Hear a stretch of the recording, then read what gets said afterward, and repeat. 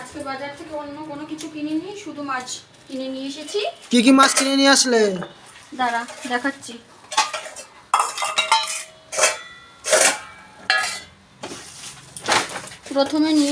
প্রথমে বার করছি, এটা হচ্ছে মাছের টাটকা ডিম, মাছের ডিম।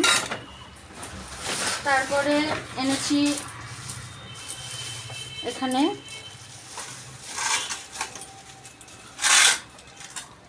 এখানে আছে তেলাপিয়া মাছ, দেশি তেলাপিয়া মাছ। আর এখানে আছে বাটা মাছ, খুব সুন্দর বাটা মাছগুলো, দেশি বাটা মাছ এইগুলো। আর তোমার ফেভারিট মাছ